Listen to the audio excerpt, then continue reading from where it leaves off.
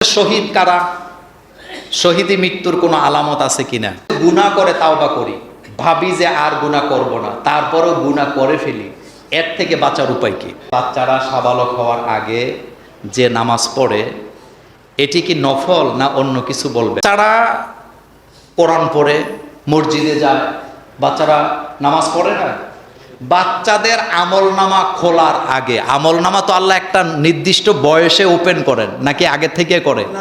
আগে থেকে করেন না। এজন্য যেই বয়সে অ্যাডাল্ট হওয়ার পর, অ্যাডাল্ট বলতে আমি ইসলামের পরিভাষায় যেটাকে অ্যাডাল্ট বুঝায়, একটা বাচ্চা যখন থেকে যেই বয়স থেকে তার আমলনামা খোলা হয়, এর আগে তার যত আমল আছে, সে নফল করুক, ফরজ করুক, যা করুক, যেই সওয়াব অ্যাডাল্ট হওয়ার পরে করলে হয়তো এই পরিমাণ সওয়াব ওই বাচ্চার মা বাবা দাদা দাদির আমল নামায় আল্লাহ দিয়ে দেয়।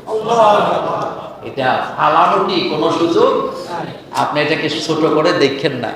আপনার বাচ্চাটা যে মক্তবে যায় পড়তেছে, আপনার আমল নামা এটা কি আসতেছেন, অটোমেটিকলি আসতেছে। এই জন্য বাচ্চাদেরকে জাগাবেন, সেহরি খাওয়াবেন, রোজা রাখাবেন, নামাজ পড়তে নিয়ে যাবেন।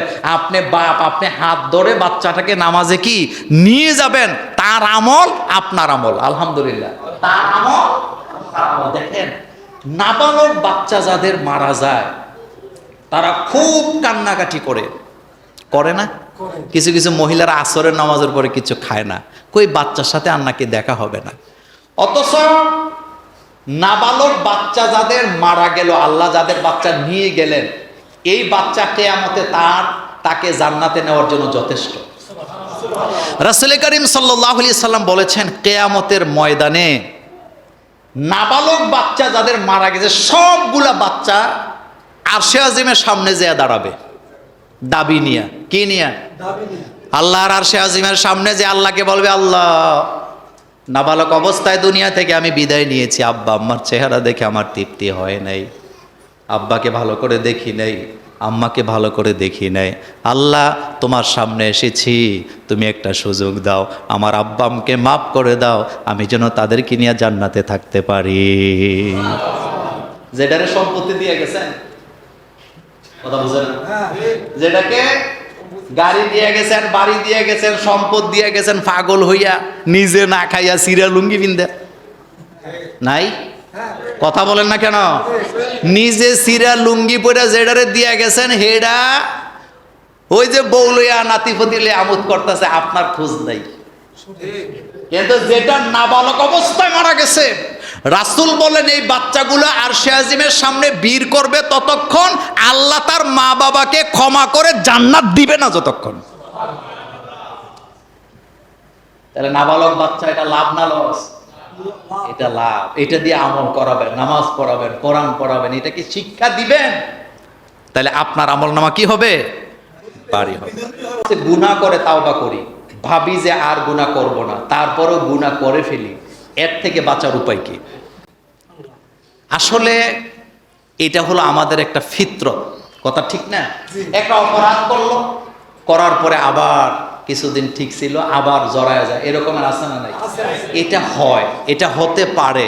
তবে প্রথম কথা হলো তাওবায় নসুয়া হয় না। এটা আলোচনাটা রয়ে গেছে সামনে, এই প্রশ্নের উত্তরটা টোটালি সামনের আলোচনাতে থাকবে, কিন্তু এরপর আজকে কিছু বলে দিই। দেখেন, রাসূল করিম সাল্লাল্লাহু আলাইহি সাল্লাম বলেছেন, তুমি একটা অপরাধে জড়াইছো পরিবেশের কারণে। কিসের কারণে? পরিবেশের কারণে। তাওবার এখানে একটা শর্ত হলো, এই পরিবেশ তুমি আগে ত্যাগ করো। কথা বুঝেন নাই? এই পরিবেশ আগে ত্যাগ করো, এরপরে তুমি সিদ্ধান্ত নাও এই পরিবেশে আর যাব না, তাইলে তোমার দ্বারা এই গুনাহ হওয়ার আর কোনো সম্ভাবনা। যেমন মনে করেন আপনার 10 জন বন্ধু আছে, গাঁজা খায়, কি খায়, কিন্তু আপনি সিদ্ধান্ত নিছেন যে না, আমি আর কোনোদিন গাঁজা খাবো না। তাহলে 10 জনের মধ্যে আপনি একজন, আপনি কয়জন?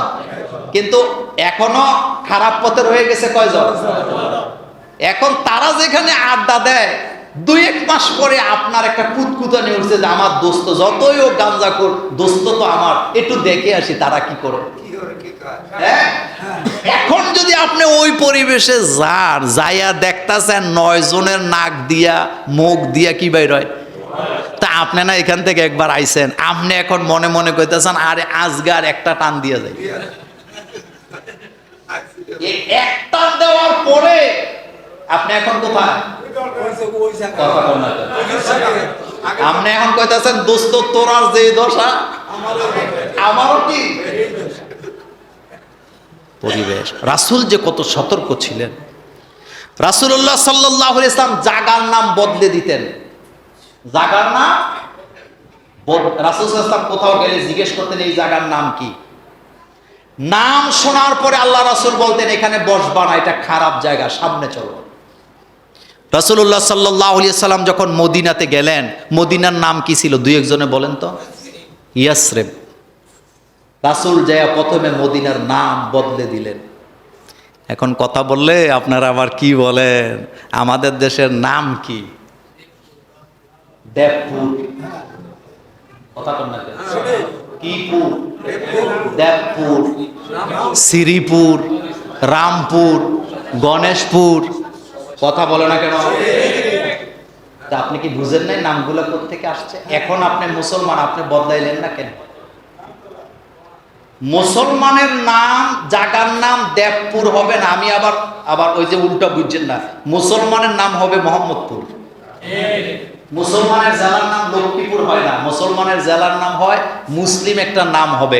আবার কালকে সকালে যায় বলবেন মোল্লা নাজিম উমুক উমুক জেলার বিরুদ্ধে কথা কইছে। আমি জেলার বিরুদ্ধে কথা বলি নাই। নাম চেঞ্জ করা এটা মুহাম্মদ সাল্লাল্লাহু আলাইহি ওয়াসাল্লামের একটা সুন্নত। আল্লাহ রাসূল যেখানে যেতেন নাম বদলে দিতেন, কারণ নামের সাথে একটা সম্পর্ক কি মানুষের আছে। যদি সুযোগ পাই এটার উপর একটা জুমার খুতবা ইনশাআল্লাহ দেব। রাসূল সাল্লাল্লাহু আলাইহি ওয়াসাল্লাম যেখানে যেতেন নাম বদলে দিতেন। মদিনা কেমন লাগে শুনতে? কত কথা বলেন। মক্কা কেমন লাগে শুনতে? আরাফা কেমন লাগে শুনতে? মুজদালিফা কেমন লাগে শুনতে? মিনা কেমন লাগে শুনতে? সুন্দর সুন্দর নাম। আল্লাহ পাক আমাদেরকে বুঝার তৌফিক দান করুক। শহীদ কারা? শহীদি মৃত্যুর কোনো আলামত আছে কিনা? শহীদ এর ব্যাপারে অসংখ্য হাদিস আসছে। রাসূল করিম সাল্লাল্লাহু আলাইহি সাল্লাম বলেছেন পেটের কিরায় যারা মারা যায় তারা শহীদ। বুঝে নাই? কিসের ব্যথা? পেট ব্যথায়। আল্লাহ রাসূল বলেছেন পেটের ব্যথায় যারা মারা যায় তারা শহীদ। পানিতে ডুবে যারা মারা যায় তারা শহীদ। আগুনে পুড়ে যারা মারা যায় তারা শহীদ। মাটি চাপা পড়ে যারা মারা যায় তারা শহীদ। অজানা রোগে যারা মারা যায় তারা শহীদ। অচেনা রোগে মহামারীতে যারা মারা যায় তারা শহীদ। নিজের সম্পদ রক্ষা করতে যায় যারা মারা যায় তারা শহীদ। যারা নিজের অধিকার আদায় করতে যায় মারা যায় তারা শহীদ। আল্লাহর জমিনে আল্লাহর দ্বীন কায়েম করার আন্দোলনে যারা মারা যায় তারাও শহীদ। যেই মহিলা প্রসব বেদনায় মারা গেছে, বাচ্চা জন্ম দিতে যায় মারা গেছে, আল্লাহর নবী বলেন ওই মহিলাও শহীদ। সুবহানাল্লাহ পড়েন। আপনার বাড়িতে ডাকাইত আসছে, আপনার মাল নিয়ে যাবে, সম্পদ নিয়ে যাবে। ডাকাইত হাত থেকে সম্পদ বাঁচাইতে যে আপ্রাণ চেষ্টা করছেন, ডাকাইত আপনাকে হত্যা করেছে, আপনাকে মৃত বলা যাবে না, এই লোকটাও শহীদ। অধিকার আদায়ে যারা মারা যায় জোরে বলেন। গর্ভবতী মহিলা প্রসব বেদনায় মারা গেছে, আগুনে পুড়ে মারা গেছে, বিনা অপরাধে যদি কাউকে হত্যা করে সেও শহীদ। সেও কি শহীদ। আল্লাহ পাক আমাদেরকে বুঝার তৌফিক দান করুক। শহীদের জন্য জান্নাতের দরওয়াজা কি উন্মুক্ত। শেষ